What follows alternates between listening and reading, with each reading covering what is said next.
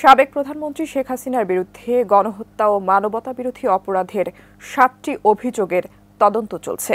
শেখ হাসিনা ছাড়াও কয়েকজন সাবেক মন্ত্রী, এমপি, পুলিশের সাবেক কয়েকজন ঊর্ধ্বতন কর্মকর্তা এবং আওয়ামী লীগ এর সহযোগী বিভিন্ন সংগঠনের নেতাকর্মী সহ প্রায় ২০০ জন এই ৭টি অভিযোগের আসামি।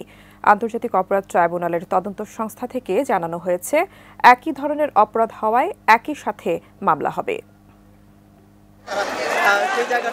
বৈষম্য বিরোধী ছাত্র আন্দোলন চলাকালে গত ১৬ জুলাই চট্টগ্রামের পাঁচলাইশ থানার মুরাদপুরে গুলিতে নিহত হন ফয়সাল আহমেদ শান্ত।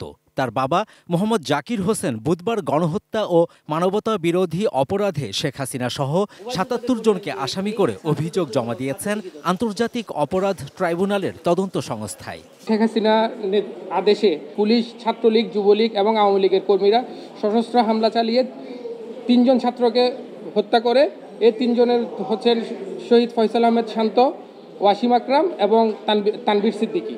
বুধবার আরও ২টি অভিযোগ জমা নিয়েছে তদন্ত সংস্থা। গত ১৮ জুলাই রাজধানীর মিরপুরে গুলিতে নিহত হন কলেজ শিক্ষার্থী শেখ শাহরিয়ার বিন মতিন। তার বাবা আব্দুল মতিন শেখ হাসিনা সহ ৫২ জন ও অজ্ঞাতনামা ৫০০ জনকে আসামি করে গণহত্যা ও মানবতা বিরোধী অপরাধের অভিযোগ জমা দিয়েছেন। এই যে একটা গণহত্যা হলো, আমার ছেলে, নিষ্পাপ ছেলে, যার বয়স ১৮ বছর ৭ মাস ২১ দিন, আমার একমাত্র ছেলে, সেই ছেলের হত্যার বিচার চাই। এই খুনি যারা আছে এটার মধ্যে সুষ্ঠু তদন্ত সাপেক্ষে শেখ হাসিনা সহ যারা এটার সাথে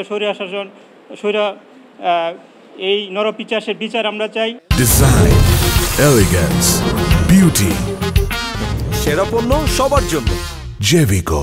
গত ১৯ জুলাই মিরপুরে নিহত হন আসিফ ইকবাল। তার বাবা এম এ রাজ্জাক শেখ হাসিনা সহ ৭৪ জনকে আসামি করে অভিযোগ জমা দিয়েছেন তদন্ত সংস্থায়। এটিতেও গণহত্যা ও মানবতা বিরোধী অপরাধের অভিযোগ আনা হয়েছে। একটা হচ্ছে ১৯ তারিখের ঘটনা, মিরপুরের একজন ক্ষুদ্র ব্যবসায়ী, উনি ছাত্র জনতার আন্দোলনে উদ্বুদ্ধ হয়ে যখন এই আন্দোলনে যোগ দেন, ১৯ তারিখও আবার মিরপুরে একইভাবে ওইখানে একটা গণহত্যা চালানো হয় এবং ওইখানেও ১৯ তারিখে উনি মাথায় ফুসফুসে গুলিবিদ্ধ হয়ে ওই জায়গাতেই মৃত্যুবরণ করেন।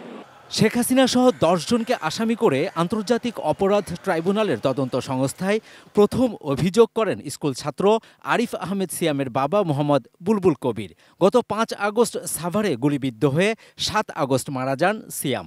এরপর তদন্ত সংস্থায় মুন্সিগঞ্জের শিক্ষার্থী মোহাম্মদ মেহেদি ও পল্লবীর শাহরিয়ার হাসান আলভি হত্যায় অভিযোগ করা হয়।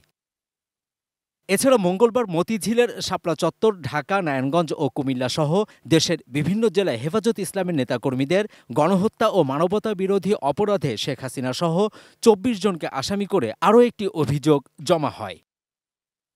সবকটি অভিযোগেই শেখ হাসিনা, ওবায়দুল কাদের, আসাদুজ্জামান খান কামাল, জুনাইদ আহমেদ পলক, এম এ আরাফাত ও ছাত্র জনতার অভ্যুত্থানকালীন শীর্ষ পুলিশ কর্মকর্তাদের আসামি করা হয়েছে। Javed Akhtar, ATN news, Dhaka.